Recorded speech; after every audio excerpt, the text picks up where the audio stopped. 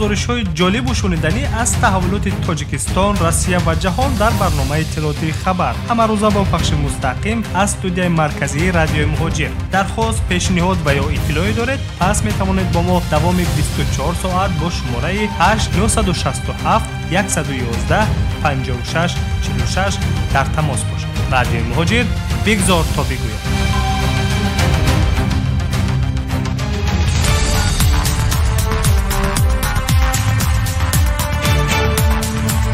سلام شنوندگان عزیز، شرح جنبسته خبرهای روز را مستقیما از استودیوی مرکزی رادیو مهاجر میشنوید.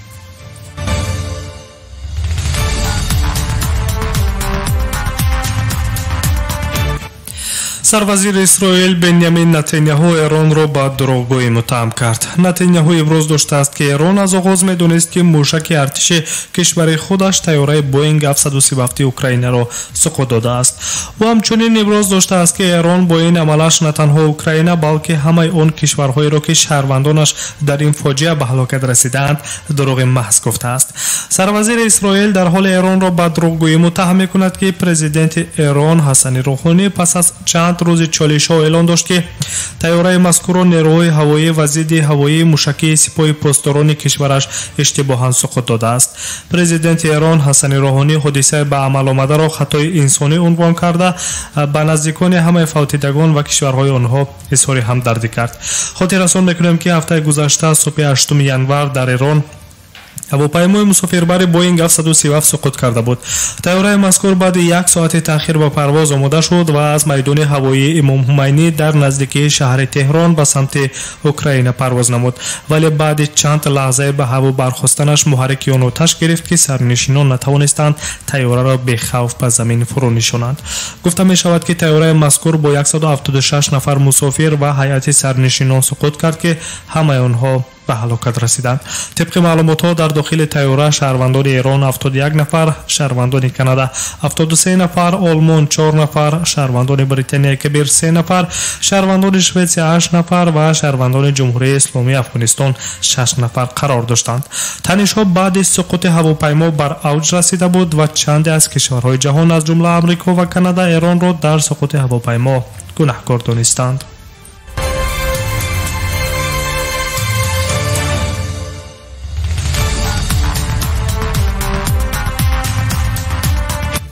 ادامه خبرهای روز. یک گروه مهاجران مهنتی تاجیک شکایت از آن دارند که در یک بازداشتگاه در حدود ناحیه گولکیوسکی منطقه کراسنودار ماه‌ها باز این جانب در بازداشتند.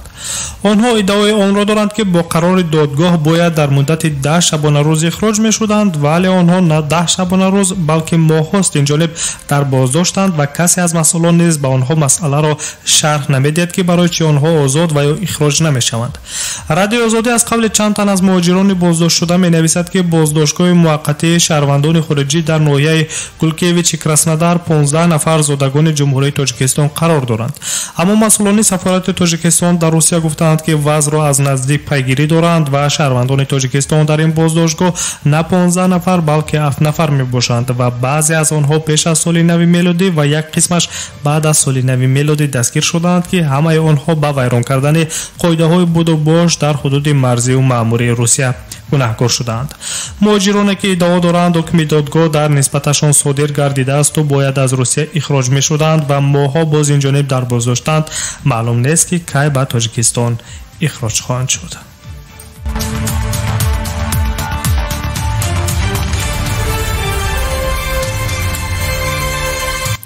در شهر سنت پتربورگ یک مهاجر ازبکستانی را با ضرب کورد به هلاکت رسانیدند. سرایست وزارت کارهای داخلی روسیه عاید به شهر سنت پتربورگ و ولایت لنینگراد خبر می‌دهد که حادثه کشتار مهاجر ازبکستانی در نتیجه خصومت شخصی به وقوع پیوسته است.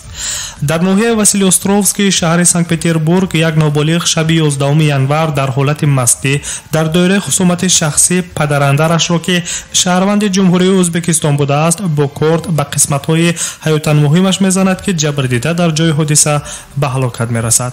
آمده است در خبر پلیس شهر سنت پتربورگ.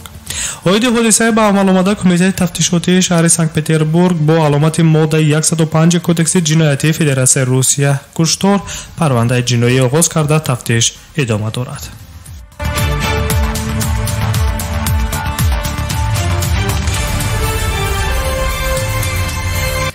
идомаи хабарҳои рӯзро мустақиман шунида истодаед. вазорати умури дохилаи русия шаҳрҳои Москав, Санкт-Петербург, Екатеринбург, Краснодар ва вилоятҳои Москаву, Ленинград ва Сверловро аз ҷойҳое медонад, ки аз ҳама зиёд муҳоҷирони меҳнатӣ майли корро доранд.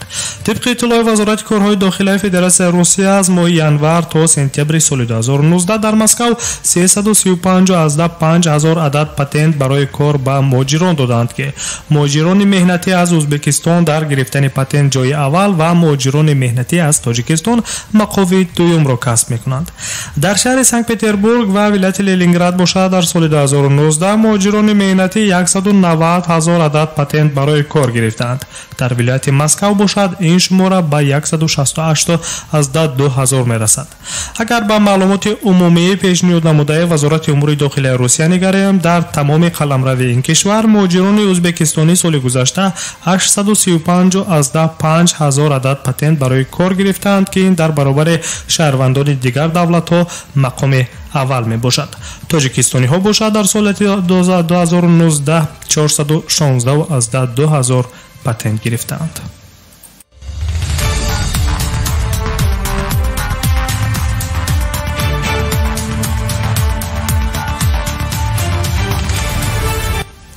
аз 1 январи соли 2020 нархи иҷозатномаи корӣ ё худпатент барои муҳоҷирони меҳнатӣ дар Москав ва чанде аз минтақаву вилоятҳои Русия боло рафт.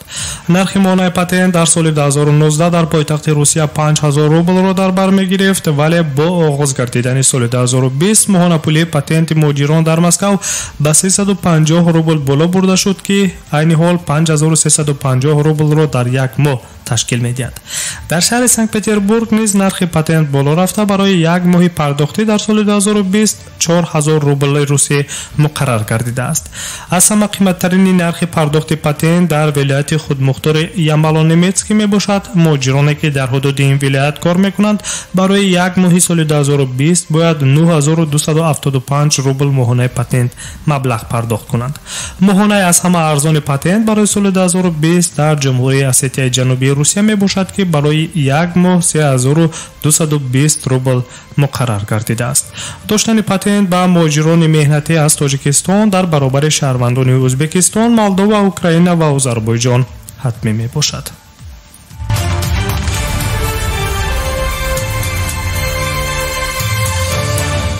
шунавандагони азиз, дар охири нашри хабарӣ як эълониз дорем. шоми ҷумъа 17 январ соати 18 ба вақти Москав дар студияи марказии радиои муҳоҷир пахши мустақими барномаи ҳуқуқи шумо бо иштироки ҳуқуқшиносони соҳаи муҳоҷира доир мегардад. шумо метавонед саволҳои худро вобаста ба ҳолати гирифтани манзили иқоматӣ, буду бош дар қаламрави Федератсияи Русия ба расмият дарории ҳуҷҷатҳо, тибқи талаботи қонунгузории меҳнат ба кор даромадан ва аз кор хориҷ гаштан, гирифтани музди меҳнат аз корфармо ва ё кордиҳанда, ҳимояи худ дар мақомоти судӣ, муносибат бо пулис ҳангоми вохӯрдан ва ё муроҷиат ва гузаштани хатти сарҳади давлатӣ ба радиои муҳоҷир тариқи SMS паёмак дар шабакаҳои иҷтимоӣ Facebook, Instagram, имо, ВКонтакте ва ё дар WhatsApp бо шумораи 8965 151 0410 867 111 56 46 суоли худро бифиристед ва ё дар ҷараёни барнома ки бо пахши мустақим доир мегардад занг зада ба суолҳои худ ҷавобҳои мушаххас гиред. фаромӯш насозед, пахши мустақими барномаи ҳуқуқи шумо шоми ҷумъа 17 январ соати 18 ба вақти Москав шурӯъ мегардад. сомиёни азиз, шаҳри ҷанбастии хабарҳои рӯзро мустақиман аз студияи марказии радиои муҳоҷир шунидед. барномаҳои мо идома доранд. моро ҳамроҳӣ кунед. саломат бошед.